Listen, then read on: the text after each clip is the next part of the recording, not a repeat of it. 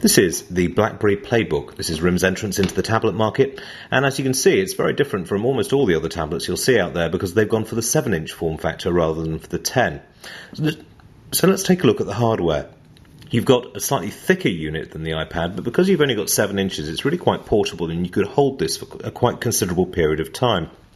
You've got volume controls on the top with a pause and play button along with the power, and then native HDMI support, a micro USB for charging, and a stand charging point for the optional stand, which allows this to be used with a keyboard as a sort of a mini computer.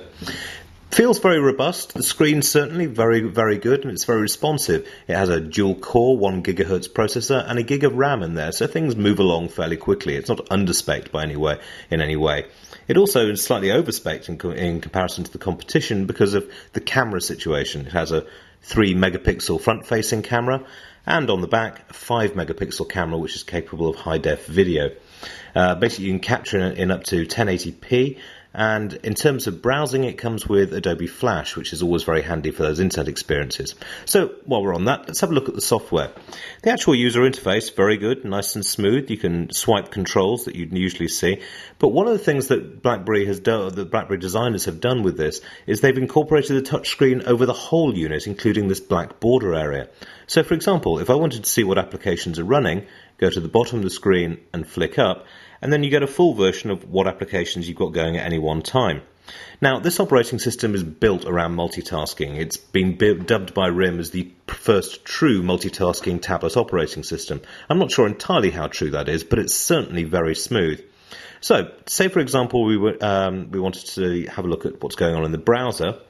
Now, this is the second part of the expanded touchscreen. If you wanted to actually get a browser menu or extra control options, touch down from the top, and then you can see what you've got, other tabs going. Oh, this is a very popular news site which I'm familiar with.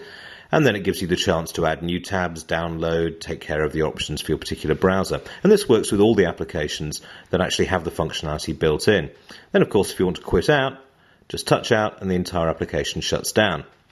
Now, while we're on the topic of applications, you of course have access to BlackBerry's App World store, which gives you, at this point, a quite limited selection of software that you can add on. It's a lot of games, a lot of sort of media and weather sites, and not an awful lot else. In terms of business software, this is lacking somewhat. All tablets are lacking to an extent, but RIM is really going to have to put an awful lot of effort into its developer forums to actually get them to be producing good business software if this is going to work as an enterprise device. I mean, certainly if you look at, say, the device has only been on sale for a few days, but the top three bits of software, yep, all but one are games, and the other's the weather. And if you look at the top purchased, all games apart from the Bible.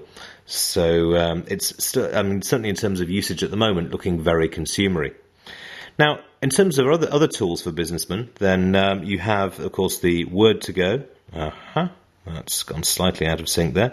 You have Word to Go, Sheet to Go, which is their Excel version, and Slideshow to Go, which allows you to do PowerPoint. So let's have a quick look at the word processing document.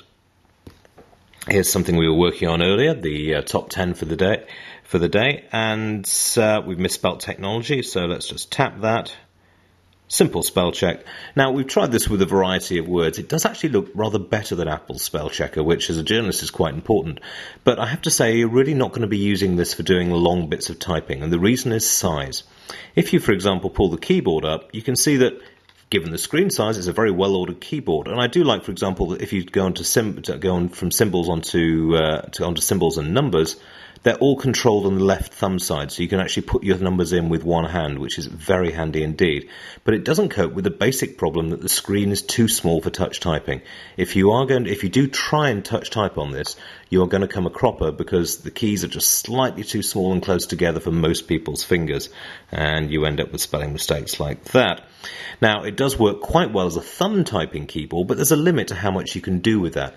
So I think in terms of generating large amounts of original copy, it's similar to the iPad. You're going to need a separate keyboard in order to use this as a fully functional word processor. Short emails and messages, it shouldn't really be a problem. So let's get out of that. In terms of the rest of the applications, the camera functions are all well and good. The 5-megapixel camera does reasonably well. We've got some videos that we took earlier. and I'll stick these up on the site, but for the want of a quick check, you can see, yeah, this is, for example, is our cat.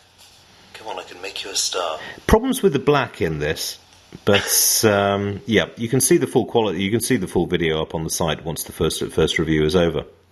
All in all then, this is actually a very good first effort. It's quite highly spec'd for what it is, and once you've got tethering with a BlackBerry smartphone, which you can do if it's running version 5 of the operating system or higher, you can sync your contacts and emails directly to this device. Now this gives you an advantage in that if you want a small BlackBerry and you don't want to be carrying around the full hard keyboard, you can use this as an ancillary device. We hope it works, because without that, then keyboard functions on this are slightly limited by size. In terms of a business tool, I would say wait and see what comes along in the way of software. If you're already a BlackBerry-focused company, it could well be worth taking a look at. But if it means taking in a whole new series of phones to deal with the tablet, then it's going to be a slightly more risky proposition. Overall, this is a very impressive piece of hardware, but it does have a ways to go yet before it's going to give Apple serious competition.